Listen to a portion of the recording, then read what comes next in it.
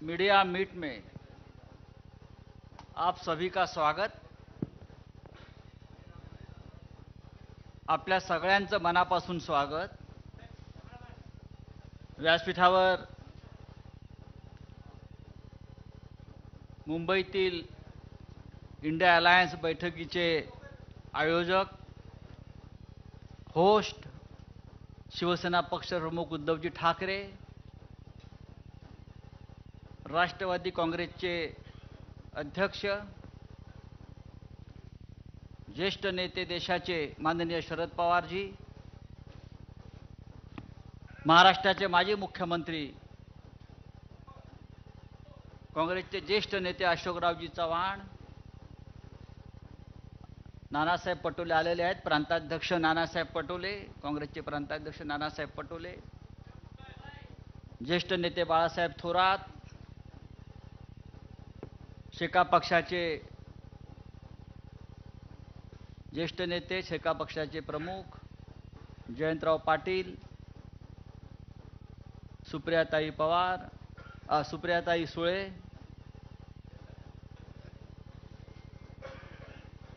युवा सेनेचे अध्यक्ष श्री आदित्य ठाकरे आणि येथे उपस्थित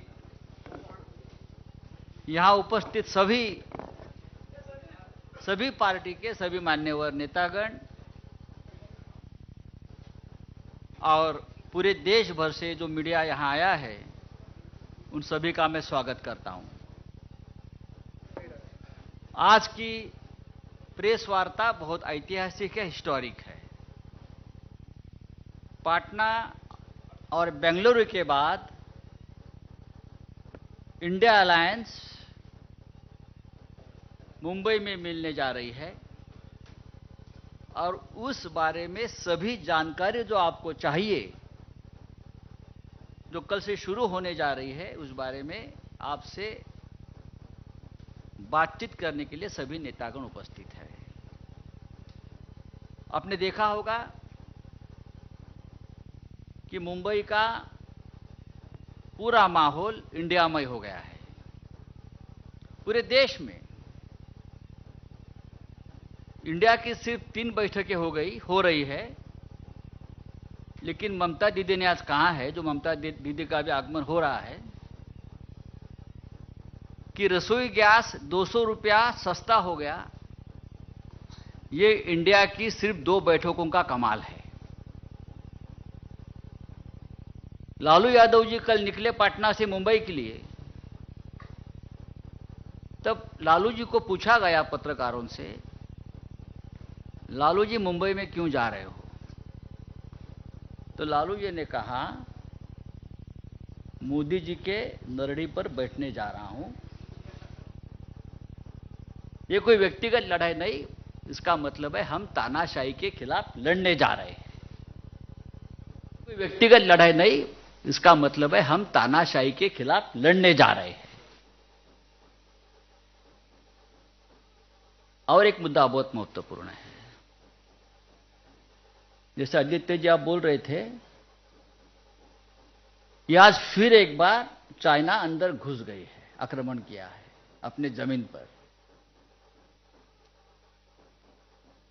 लद्दाख में, अरुणाचल प्रदेश में। लेकिन जैसे जैसे हमारा इंडिया आगे बढ़ेगा, वैसे वैसे चाइना पीछे हटेगी। ये इंडिया की ताकत बनते जा रही है। आज उद्धव जी, शरद पवार साहब आपसे बातचीत तो जरूर करेंगे, लेकिन मैं आपको ये बताना चाहता हूं कि हम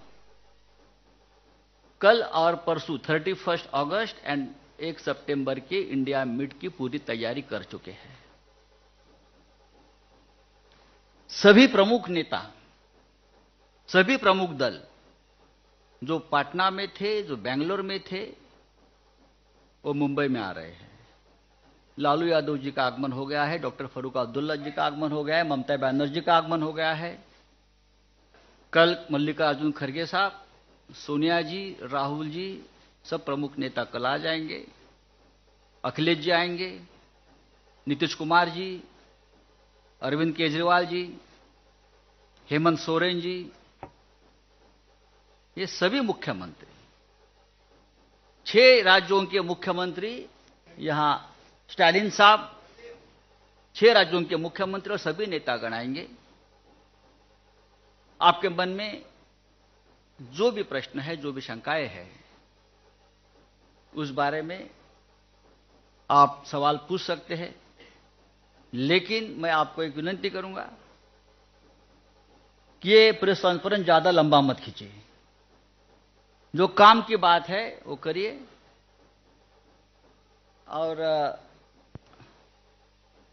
अब मैं नाना पटोले जी को अपनी बात रखने के लिए आमंत्रित करता हूं।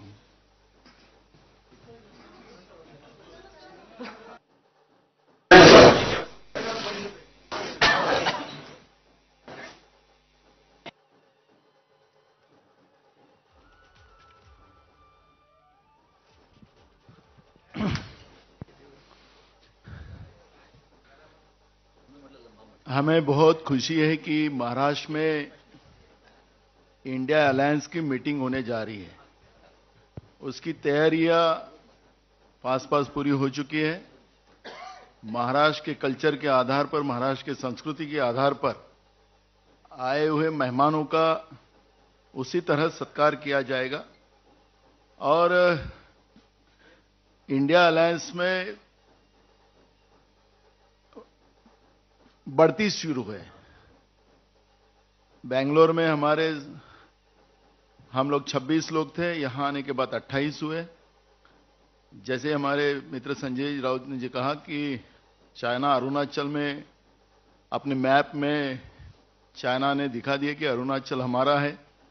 जैसे इंडिया बढ़ेगा वैसा ही चीन पीछे हटेगा। और इसीलिए आज हम एमवीए की तरफ से आदरणीय हमारे महाराष्ट्र के नेता, राष्ट्रीय नेता शरद पवार जी, उद्धव ठाकरे जी, हमारे अशोक चौहान जी आपसे वार्तालाप करेंगे। इंट्रोड्यूस हमारे मित्र संजय राउत जी ने आप लोगों को कराया है। मैं ज्यादा वक्त नहीं लेते हुए अशोक जी आपसे बात करेंगे। आदरणीय शरद पवार जी, आदरणीय उद्धव ठाकरे जी, आदरणीय नाना पटोले जी, मंच पे बैठे हुए हमारे एमवीए के, महाविकास आघाड़ी के सभी हमारे नेतागण, आज के इस प्रेस कॉन्फ्रेंस में आए हुए हमारे सब पत्रकार भाई बहनों, इलेक्ट्रॉनिक मीडिया, प्रिंट मीडिया के हमारे सभी साथी, कांग्रेस, राष्ट्रवादी कांग्रेस और शिवसेना के बैठे हुए हमारे सभी नेतागण और दोस्तों, जैसे कि आप जानते हैं कि सबसे पहले तो मैं आप सबको रक्षाबंधन की शुभकामनाएं देता हूं। और रक्षाबंधन की जिम्मेदारी, जैसे हमारी बहन की रक्षा करने की जिम्मेदारी हम पर है, वैसे ही इंडिया की रक्षण करना भी हमारी सबकी जिम्मेदारी है। ये आज का दिन ये महत्वपूर्ण है, ऐसे मैं मानता हूं। इसलिए आगे बढ़ने से पहले आप तो जानते हैं कि इंडिया की इस मीटिंग की पूरी तैयारियां यहां पर बहुत जोर शोर से हुई है। सभी राजनीतिक दल तकरीबन, पहले मीटिंग में तकरीबन 26 थे, आज 28 राजनीतिक दल इस गठबंधन में, महागठबंधन में, इंडिया की गठबंधन में आज शामिल हुए हैं। और सभी पार्टीज के हमारे साथी बड़े जोर शोर से इस मीटिंग की सक्सेस के लिए काम कर रहे हैं। आपने देखा कि इससे पहले 2 मीटिंग्स हमारी संपन्न हुई और ये तीसरी मीटिंग हमारी होने जा रही है मुंबई में। तो हमारे सबके लिए गर्व की बात है, फख्र की बात है कि आज मुंबई की इस मीटिंग में सभी यहां पर मौजूद है। छत्रपति शिवाजी महाराज की ये जन्मभूमि है, संत महात्माओं की ये जन्मभूमि है और शाहू फुले अंबेडकर की विचारों की ये महाराष्ट्र है। इसीलिए मुंबई में इसकी मीटिंग होना एक अलग महत्व रखता है। छत्रपति शिवाजी महाराज ने धर्मनिरपेक्षता और कल्याणकारी राज्य के एक महान प्रतीक उनकी इमेज रही है। संत महात्माओं ने दिया हुआ मानवता और भाईचारे का संदेश हमेशा महाराष्ट्र हमने अपनाया है, उससे आगे हम बढ़े हैं। और इसीलिए शाहू फुले अंबेडकर की विचारधारा को लेकर इंडिया आगे बढ़ने का हमारा सबका उद्दिष्ट है, प्रयास है। और मुंबई खास करके जब महाराष्ट्र की बात हम करते हैं तो हमारी एक हिस्टोरिकल बैकग्राउंड है।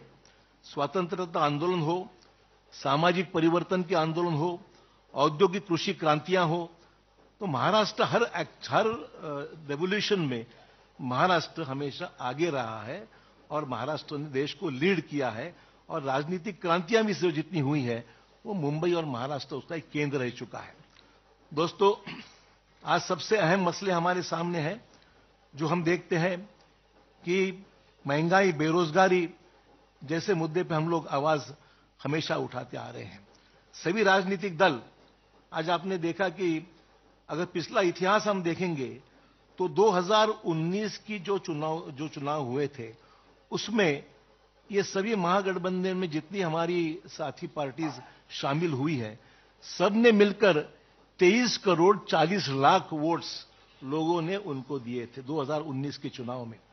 और बीजेपी को उस चुनाव में 22 करोड़ 90 लाख वोट मिले थे। तो आप समझ सकते हैं कि इंडिया में शामिल हुए जितने पार्टी, सिर्फ एक ही बात थी कि अलग अलग होने से वोटों का बंटवारा हुआ और 23 करोड़ वोट मिलने के बावजूद भी भाजपा 22 करोड़ वोटों से वो देश में अपनी ताकत बना सके।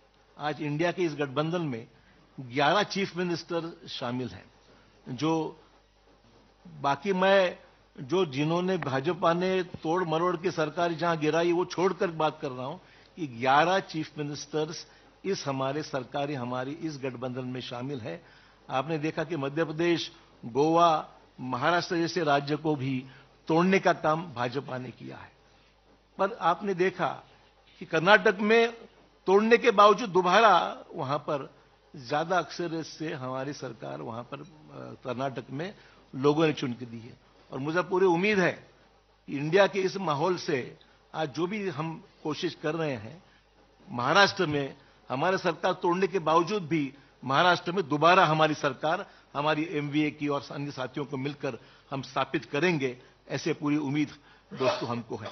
मैं ज्यादा वक्त नहीं लूंगा क्योंकि सभी पार्टीज इसमें शामिल है। आदरणीय पवार साहब और ठाकरे साहब को भी आपको संबोधित करना है।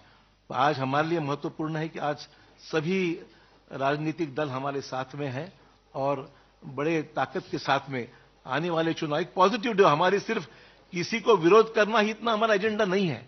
डेवलपमेंटल अलायंस मैं कहूंगा कि इसमें डेवलपमेंट का एजेंडा है, कुछ पॉजिटिव काम करने का एजेंडा है और साथ ही साथ देश के जो फैसिस्ट फोर्सेस है उनको रोकने की चुनौती हमने स्वीकार कर ली है। इसलिए एक छत्र में सब यहां पर इकट्ठा हुए हैं। धन्यवाद। आवश्यकता नहीं।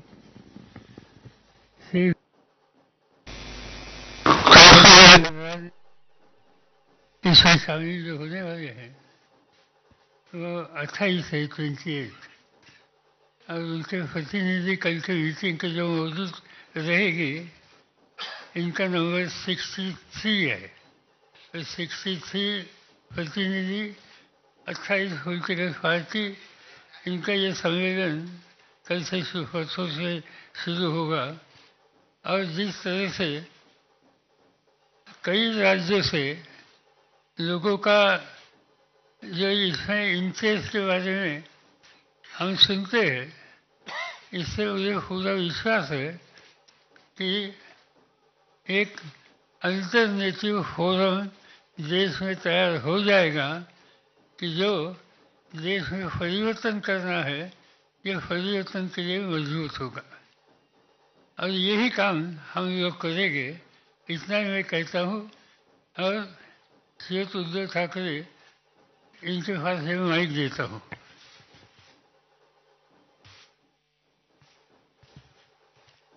आदरणीय पवार साहेब, व्यासपीठावर माझ्यासोबत बसलेले सर्वच माझे मान्यवर सहकारी आणि पत्रकार आणि तिन्ही पक्षाच्या पदाधिकारी बांधवांनो आणि भगिनींनो, मराठी आणि हिंदी दोन्ही भाषांमध्ये बोलणार आहे।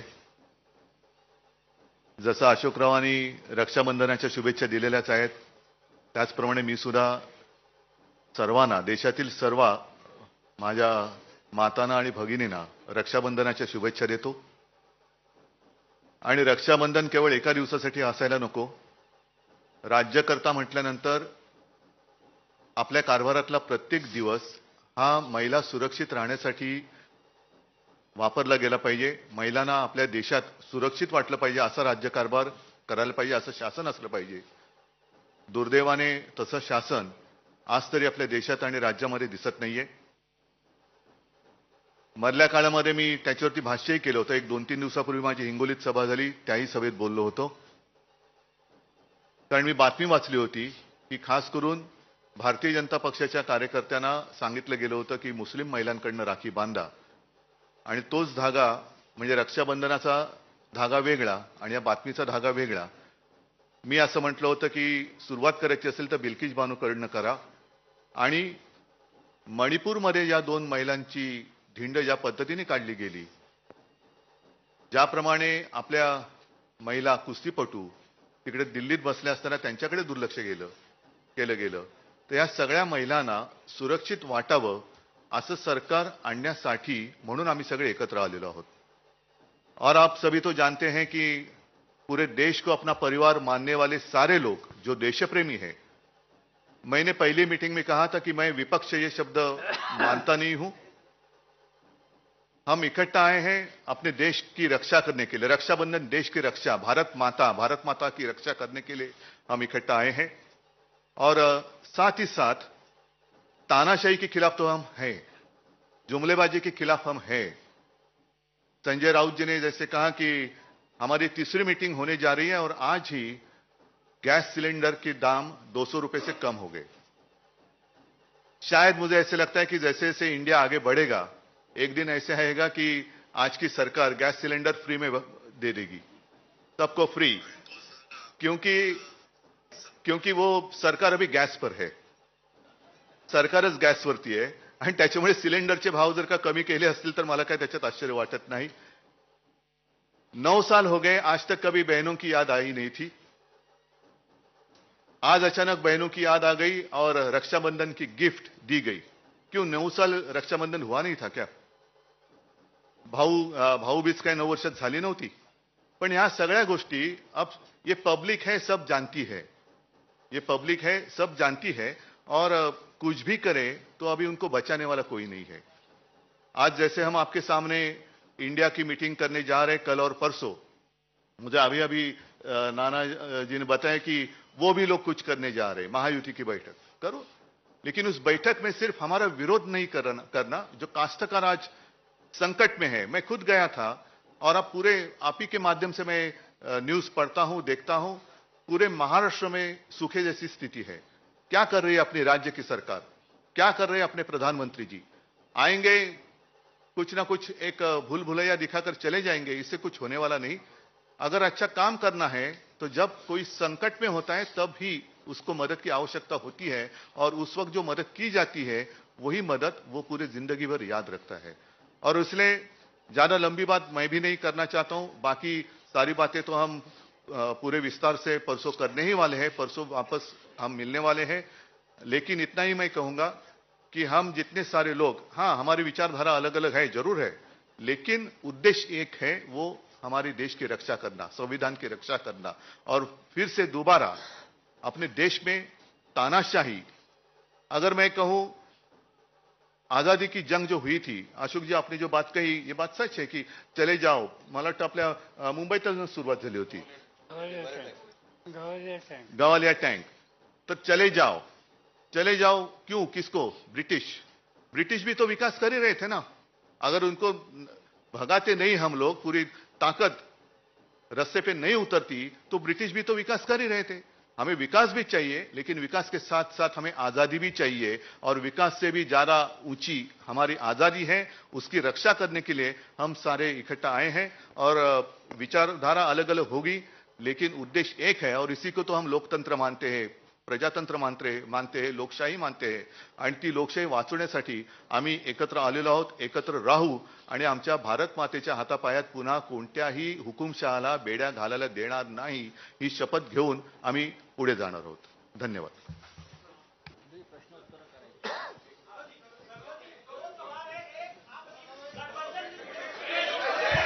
शांत रहा प्लीज. सायलेन्स. एकच मिनिट, तुम्ही फक्त कोणाला प्रश्न विचारणार तेच सांगून करा.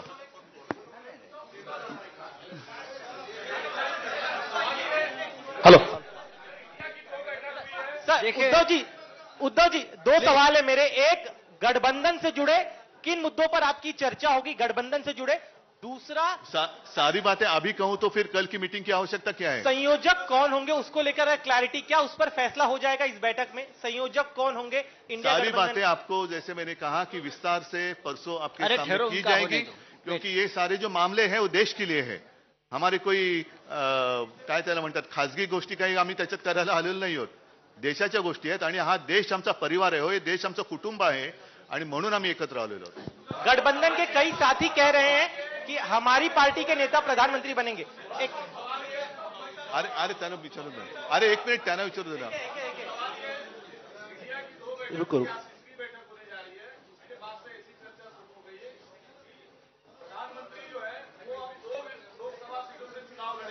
क्या आप दोनों बनारस में या जहां से वो दूसरी सीट से चुनाव लड़ेंगे संयुक्त सभा करेंगे? अरे चुनाव तो अभी दूर है ना, जब की बात तब देखी जाएगी.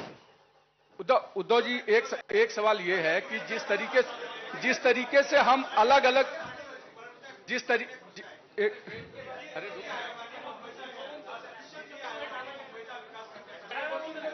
हा महत्वाचा प्रश्न आहे. नीती आयोगाने मुंबईमध्ये विकास करण्यासाठी त्यांनी एक आराखडा तयार केला आहे. महाराष्ट्रामध्ये खास करून आता केंद्राचं इकडे या ठिकाणी दखल आहे, म्हणजे मुंबईला वेगळं करण्याचा हा एक मोठा प्रयत्न आहे. डाव आहे असं वाटतं का तुम्हाला? हा, तुमच्या प्रश्नाचा अर्थ हा सर्वसामान्य जनतेच्या मनामध्ये त्यांना तो समजलेला आहे आणि आता लोकांच्या लक्षात आलं असेल की महाविकास आघाडीचं सरकार का पडलं. कारण मी मुख्यमंत्री होतो, माझे सहकारी इकडे बसलेले आहेत, अशोकराव आहेत, आदित्य जयंतराव आहेत, थोरात साहेब आहेत. जयंतराव तुम्ही मंत्रिमंडळात नव्हतात, नाना तर अध्यक्ष होते, पण त्यावेळेला सुद्धा केंद्रात त्यांचं सरकार असताना असा कोणताही प्रस्ताव आणण्याचं धाडस त्यांनी केलं नव्हतं. मुंबई वेगळं करणं आणि मुंबई केंद्रशासित करणं हा डाव आता उघड झालेला आहे. पण आम्ही तिकडे सत्तेत असताना हा प्रस्ताव आणण्याची त्यांची हिंमत नव्हती आणि आता सुद्धा हा प्रस्ताव आम्ही होऊ देणार नाही. ज्या क्षणी आमचं सरकार केंद्रात आणि राज्यात येईल त्यावेळेला हे सगळे जे काय आहे त्यांचे पाश आम्ही तोडून टाकल्याशिवाय राहणार नाही आणि मुंबईची स्वायत्तता जी आहे, महाराष्ट्र आणि प्रत्येक राज्याची स्वायत्तता आहे, ती आम्ही आभारीत ठेवू. ह्याची सुरुवात दिल्लीपासून केली गेली. दिल्लीसाठी जेव्हा त्यांनी तो जो काही एक वटहुकूम वगैरे आणला तेव्हाच आमच्या सर्वांच्या मनात भीती होती की हे सगळेजण, कारण आपल्या देशाला, आपल्या सरकारला केंद्र सरकार नाही संघ राज्य पद्धतीचं सरकार म्हणतो आपण. प्रत्येक राज्याला समान अधिकार आहेत. अगदी 2-3 मोजक्या गोष्टी सोडल्या तरच केंद्राला त्याच्यात हस्तक्षेप करण्याचा अधिकार आहे. पण हा हस्तक्षेप हा दिवसागणिक ते वाढवत चाललेत. राज्यांची आणि शहरांची स्वायत्तता मारून सर्व काही एक छत्रीपणा आणायचा, ही छत्री आम्ही तोडून मोडून टाकल्याशिवाय राहणार नाही. थोड्या दिवसाची गोष्ट आहे. सरकार आमचं दोन्हीकडे आल्यानंतर हे सगळे असे उफराटे निर्णय जे त्यांनी घेतलेले आहेत ते आम्ही पुन्हा उलटे फिरवल्याशिवाय राहणार नाही. उद्धव जी 2 सवाल ऐसा है कि अरे बाकी लोगों को सवाल पूछो. हम अलग अलग विचारधाराओं के साथ एक आए हैं. उद्धव जी, अब विपक्ष लगातार ये कह रहा है. मराठी होने दो. हाँ, मैं एकदम देखिए पहले मराठी पूरा होने दो. पहले मराठी करो, बाद में हिंदी में बोलेंगे. हाँ, मराठी पहले मराठी करो. मराठी सर. हाँ, पहले मराठी करो. राहुल सर, महायुतीची एकीकडे ही बैठक सुरू असताना दुसरीकडे याच वेळी म्हणजे 31 आणि 1 दिवशी महायुतीची बैठक मुंबईत लावून घेतलेली आहे. म्हणजे एका बाजूला इकडे हे सुरू असताना राज्यात देखील हीच सेम टाइम बैठक लावणं काय नेमकं म्हणजे? मी त्याचं उत्तर दिलेलं आहे. कारण गेल्या वेळेची आमची मीटिंग होती त्यावेळेलाच एनडीएची मीटिंग लावली होती आणि मी परवाच्या सभेत म्हटलंय की आता एनडीएचा अमिबा झालेला आहे. एनडीएला आता आकार उकार काही शिल्लक राहिलेला नाही. जसा अमिबा एक पेशे जीव कसंही त्याला आकार उकार दिला जातो तशा प्रकारे आता एनडीए झालेला आहे. सर, एक असा प्रश्न आहे की साधारणतः 4 राज्याच्या निवडणुका डिसेंबरमध्ये होत आहेत. कुठे आणि 4 नाही, राज्य तुम्ही जरा कोणाला प्रश्न विचारणार ते सांगा. सगळ्याची उत्तरं माझ्याकडे.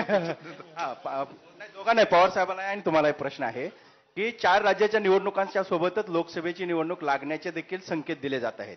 आणि अशा वेळेस तुमच्या या इंडिया आघाडीच्या जागा वाटपाचा जो वेळ असेल किंवा जागा वाटपाची चर्चा असेल त्यासाठी राज्यात कमिट्या नेमण्यात आलेत का किंवा त्या चर्चा एकत्र आत्ता होणार आहेत का? असं आहे की आम्ही जागा वाटपाची चर्चा सुरू केलेली नाही.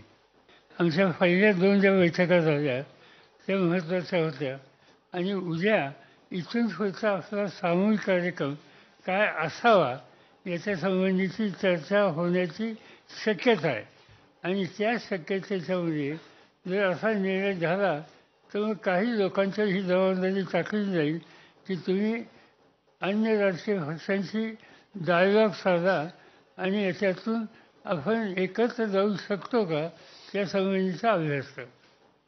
तर प्रश्न असा आहे की तुमची उद्धव साहेबांना तुम्हाला प्रश्न आहे. आपली प्रकाश आंबेडकरांसोबत युती आहे, मात्र त्यांचं असं म्हणणं आहे की मला या आघाडीचं निमंत्रण देखील नाही आहे, मी महाविकास आघाडीत देखील नाही आहे. एकूण युती आहे की नाही ते तुमचे? प्रकाश आंबेडकर आणि आमची युती गेल्या 23 जानेवारीला आम्ही जाहीर केलेली आहे. साहजिकच एक त्यांची गोष्ट बरोबर आहे की शिवसेना आणि प्रकाश आंबेडकर यांची युती आम्ही जाहीर केलेली आहे. आता या इंडिया बैठकीत किंवा इंडियाच्या आघाडीत येण्यासाठी त्यांची सुद्धा इच्छा आम्हाला प्रकाश आंबेडकरजींशी बोलून विचारावी लागेल आणि एकदा आम्ही एकत्र आल्यानंतर ते एकमेकापासून वेगळे होण्यासाठी एकत्र येत नाही. त्यांना सुद्धा व्यवस्थित त्यांच्याशी चर्चा करून जर त्यांची तयारी असेल तर ते सुद्धा या आपला म्हणजे महाराष्ट्रामध्ये महाविकास आघाडी आणि देशात इंडिया याच्यामध्ये ते पण येऊ शकतात. उद्धव साहेब इकडे मुंबई देशाची आर्थिक राजधानी आहे आणि त्यामध्ये ही इंडियाची बैठक होते. आगामी काळात मुंबई महानगरपालिकेची देखील निवडणूक होऊ घातलेली आहे. तर अशा वेळेला असं वाटतं तुम्हाला? कारण ज्या पद्धतीने चाललेलं आहे ती पद्धत त्यांना निवडणूक घेण्याचं धाडस ते करतील असं मला वाटत नाही. आणि आता जो आधी प्रश्न विचारला होता पवार साहेबांनी त्याचं उत्तर दिलं की 4 राज्यांसोबत लोकसभा, मी म्हणतो त्याच वेळेला महापालिका पण घ्या. याचा परिणाम दिसेल आपल्यासाठी फायद्याचा? परिणाम नक्की दिसणार आहे कारण लोक वाट बघतायत. धन्यवाद. आणि पवार साहेब एक सवाल असा आहे, उत्तर प्रदेशमध्ये मायावतींनी असं डिसिजन घेतलंय की ते तटस्थ राहणार आहे. तर यामुळे इंडिया आघाडीला काय वाटते? म्हणजे मायावती तटस्थ राहणार आहे, उत्तर प्रदेशमध्ये लोकसभाची जास्त सीट आहे. की मायावतीजी नक्की कोणाच्यावर एकत्रित जाण्याची भूमिका घेणार आहेत. आम्हाला असं दिसतंय की काही वेळेला भारतीय जनता पार्टीशी सुद्धा त्यांनी सुसंवाद ठेवलेला आहे.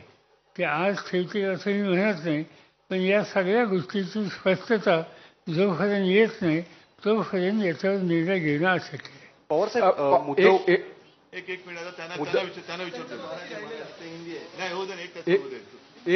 एक सवाल ये है कि पवार साहब आपसे और उद्धव जी आपसे दोनों लोगों से, क्योंकि ये अलग अलग विचारधाराओं का अलायंस है, तो ऐसे में इस पूरे चीजों को जब आगे बढ़ेगा तो एक कोऑर्डिनेशन कमेटी की जरूरत पड़ेगी, क्योंकि ये लगातार चल रहा है. तो उसको लेकर क्या संयोजन समिति अलग से बनाई जाएगी?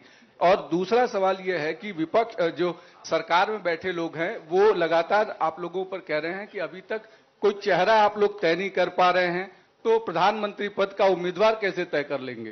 बात ऐसी है कि अलग अलग पार्टी है, ये बात सच है, मगर बैठ कर डिस्कस करके मिनिमम कॉमन प्रोग्राम हम तैयार कर सकते हैं और मिनिमम एग्रीगेट प्रोग्राम इसके आधारित हम आगे जा सकते हैं. पवार साहेब इंडियाच्या एक ही मिनट, जो दूसरा सवाल आपने पूछा, हमारे पास प्रधानमंत्री बनने के लिए चॉइस बहुत है.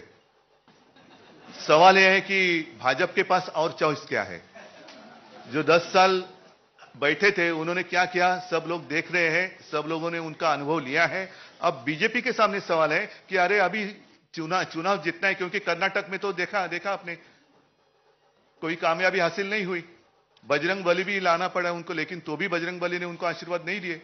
तो अब उनके सामने सवाल है कि चॉइस क्या है, क्या कौन बनेगा जो करोड़पति नहीं. साहेब एक दोन प्रश्न.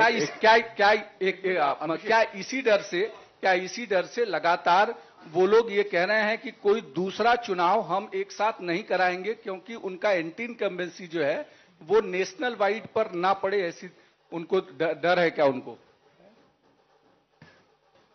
अभी उनके मन की बात मैं कैसे समझूं? वो तो टीव्ही पे होती रहती है. पवार साहेब, मला प्रश्न विचारायचा आहे की इंडिया अलायन्सच्या बाबत थेट पंतप्रधानांपासून ते अमित शहा हे थेट आरोप करतात की एकतर भ्रष्टाचारी आणि घराणेशाही अशा स्वरूपाची ही अलायन्स आहे. याला उत्तर काय तुमचं? आणि पहिल्यांदा हे प्रधानमंत्र्यांचं भाषण भोपाळचं ऐकलं आणि भोपाळच्या भाषणामध्ये त्यांनी काँग्रेसवर टीका केली, भ्रष्टाचाराची. राष्ट्रवादी काँग्रेस पक्षावर टीका केली.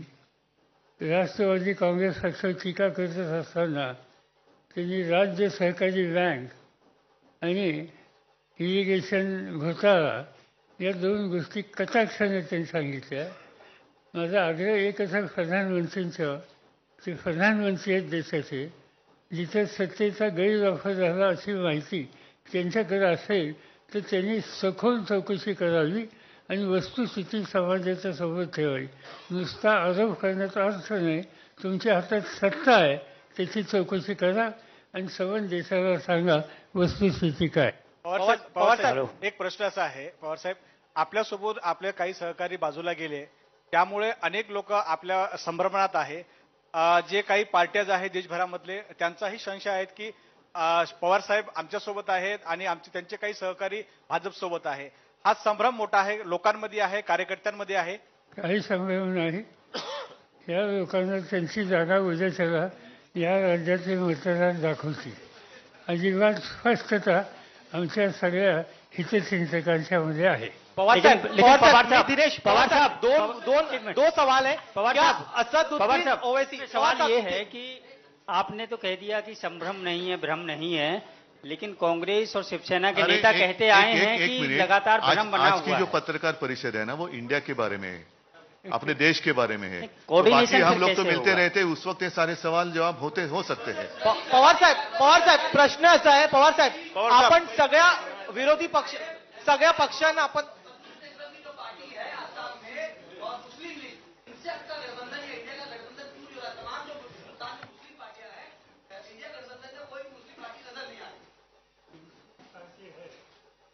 उन्होंने मुझसे बात की है और उनकी तैयारी है हम लोगों के साथ जाने की. तो ये कोई अकेला इस पर डिसीजन ले नहीं सकता. इस पर कांग्रेस के साथ बात करनी होगी, उद्धव जी के नेतृत्व वाली शिवसेना के साथ बातचीत करनी होगी और इस पर कलेक्टिव डिसीजन होगा. जब तक कलेक्टिव डिसीजन होता नहीं तब तक इन लोगों का जो सुझाव है इसका स्वीकार करना हमें मुश्किल है. क्या ओवैसी साहब और बीआरएस को लेकर बातचीत चल रही है आपकी? उद्धव जी, पवार साहब, क्या आज चूंकि बातचीत इंडिया बैठक की होगी, मैं एक सवाल ये जानना चाहता हूं कि कन्वेयर को लेकर के, संयोजक को लेकर के जो चर्चा चल रही थी, बताया जा रहा है, क्लैरिटी हम चाहते हैं. कांग्रेस कह रही कि हम टीएमसी और दूसरे नेताओं के अंडर में काम नहीं कर सकते, दूसरी पार्टी कहती है हम कांग्रेस का कन्वेयर एक्सेप्ट नहीं कर सकते. सुनो एक मिनट, इस सारे बातों का जवाब आपको मिल जाएगा, लेकिन एक बात आपको ध्यान में रखना चाहिए. शायद मैंने आज एनडीए का संयोजक कौन है मुझे तो पता नहीं, आपके पास अगर जानकारी होगी तो आप दे दीजिए. उद्धव जी, पवार साहेब, दोन प्रश्न. पवार साहेब, बीआरएस, अकाली दल आणि ओवैसी यांना पिछले बैठक में ये कहा गया था कि एक कमेटी बनाई जाएगी, कोऑर्डिनेशन कमेटी बनाई जाएगी. उद्धव साहब, संयोजक पिछली बैठक में तय हुआ था कि मुंबई के बैठक में एक कोऑर्डिनेशन कमेटी बनाई जाएगी सभी लोगों की, या फिर संयोजक जो है उस पर चर्चा होगी. क्या ये दोनों मुद्दे होंगे जो अलग अलग नाम और आ रहे, कोई संयोजक चुना जाएगा? एक पहला सवाल है. नहीं, इसलिए तो मैंने पहले शुरुआत में कहा ना कि परसों हम दोबारा मिल रहे हैं और उस वक्त कल और परसों जितनी सारी बातें होगी आपके माध्यम से पूरी जनता, देश की जनता के लिए हम सबके सामने रखेंगे. उद्धव साहेब, मुझे लगता है पहिला प्रश्न तुमच्यासाठी आहे. उद्धव साहेब, पहिला प्रश्न तुमच्यासाठी आहे. तुम्ही मगाशी म्हणालात की इंडियाची बैठक आहे, इंडियाच्या विषयावरती बोललं पाहिजे. आज सगळे एकत्र आहेत, पण सातत्यानं सामनामधून शरद पवार आणि अजित पवार यांच्यावरती सातत्याने टीका केली जाते. हा विसंवाद का आहे की कुठेतरी सतत टीका होते आणि तुम्ही जेव्हा आम्ही आमचं वैशिष्ट्य आहे ज्यांच्यासोबत असतो त्यांच्यावर टीका करतो. आणि दुसरा पवार साहेब, पवार साहेब दुसरा प्रश्न असा आहे की साधी गोष्ट आहे